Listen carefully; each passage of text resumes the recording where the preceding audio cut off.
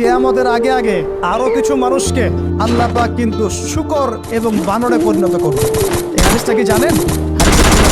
এটা আখিরাত জামান বা কিয়ামতের আলামত সংক্রান্ত হাদিসগুলোর মধ্যে পাবেন। আল্লাহ রাসূল সাল্লাল্লাহু আলাইহি ওয়াসাল্লাম বলেছেন, কিয়ামতের আগে আগে আমার উম্মতের মধ্যে, ভালো করে শোনেন, কিয়ামতের আগে আগে আমার উম্মতের মধ্যে একদল মানুষ বের হবে যারা মদ পানকে হালাল মনে করবে। কাকে? মদ পান করাকে হালাল মনে করবে। যারা বাদ্যযন্ত্র, গায়িকা, নায়িকা এগুলো নিয়ে নর্তকী নাচাবে রাতের বেলা, এগুলোকে হালাল মনে করবে। যারা অশ্লীলতা, বেহায়াপনাকে জায়েজ করে নিবে। ঠিক আছে, এরকম কয়েকটা পাপের কথা বলে নবীজি বলছেন একদিন সকালবেলা আল্লাহ পাক তাদেরকে ঘৃণিত হবে। তখন কিভাবে হবে আল্লাহ পাক বলেন। এবার আমি কনসেপ্টে চলে আসি। এই যে পৃথিবীতে নেমে আসলাম, তাহলে আমরা কোত্থেকে আসছি ভাই? আমরা কি পৃথিবীর অধিবাসী ছিলাম? আমরা জান্নাতে ছিলাম, ওখান থেকে আল্লাহ পাক পাঠিয়েছে। এবার পৃথিবীতে এসে আদম আলাইহিস সালামের যুগে খুব একটা দুর্ঘটনা ঘটে নাই, একটা ঘটেছে। কয়টা? একটা।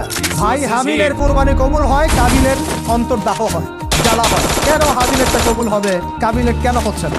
এই হিংসার বশবর্তী হয়ে কাবিল হাবিলকে হত্যা করেছে। হত্যা করে লাশটা দাফন করার পদ্ধতিও তার জানা ছিল না। আল্লাহ কাককে পাঠালেন, কাককে দেখে সে শিখল।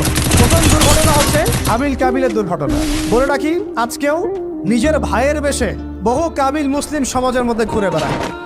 নিজের ভাইয়ের লেবাসে, পোশাকে, সুরতেই বহু কাবিল এখনো কিন্তু মুসলিম সমাজে ঘুরে বেড়ায়। তো আমরা কাবিলদেরকে কাবিলের পরিণতি সম্পর্কে সচেতন করতে চাই। হাবিল বলেছিল, তুমি যদি আমাকে মারতে আসো, আমি তোমাকে মারার জন্য হাত বাড়াবো না। হাবিল জান্নাতে যাবে, কাবিল জাহান্নামে।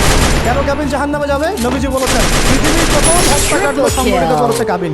এ কারণে পৃথিবীতে যত খুন হবে, সমস্ত খুনের পাপের একটা অংশ কাবিলের আমলনামায় যোগ করা হবে। বলে নাউজুবিল্লাহ। একটা কথা মনে রাখবেন, সদকায়ে জারিয়া যেমন আছে, গুনাহে জারিয়াও আছে। একটা মদের দোকান দিয়েছেন, যত মানুষ মদ খাচ্ছে, সমস্ত গোনার একটা অংশ আপনার কাঁধে আছে। সিনেমা হল করেছেন, মানুষ সারাদিন একটা ছবি দেখে, নাট্য ছবি দেখে, যত মানুষ এখানে পাপ করবে, সমস্ত পাপের একটা অংশ আপনার কাঁধে যাবে। আবার একটা মাদ্রাসা করেছেন, যত মানুষ এখানে দ্বীনি ইলম শিখবে, এই নেকির একটা অংশ আপনি পাবেন ইনশাআল্লাহ। মরে গেলেও কবরে পাবেন। আল্লাহ পাক আমাদের সবাইকে সদকায়ে জারিয়া করার তৌফিক দেন, গোনাহে জারিয়া থেকে বাঁচিয়ে রাখবেন। আল্লাহ পাক আমাদের হেফাজত করুন বলি আমি। এবার ওই যুগ শেষ, নূহ আলাইহিস সালামের যুগ। এই যুগে আল্লাহর একই সুন্নাত, নূহ আলাইহিস সালাম 950 বছর দাওয়াত দিলেন, 40টা বা 80টা পরিবার ইসলাম কবুল করেছে, বাকিরা করে না। যারা করে নাই আল্লাহ পাক তাদেরকে ডুবিয়ে মারলেন, যারা করেছে আল্লাহ পাক উদ্ধার করলেন। সোজা কথা। আজকে সারা পৃথিবীতে যত মানুষ আমরা বেঁচে আছি না, আমরা কোনো না কোনো ভাবে ওই 80 পরিবারের সদস্য। আমরা ভাই ভাই, আমরা ওই ফ্যামিলি, 80 ফ্যামিলি অন্তর্ভুক্ত। কিরকম করে? নূহ আলাইহিস সালামের 4 সন্তান ছিল। 5 সন্তান। এক সন্তানের নাম হচ্ছে হাম। কি নাম?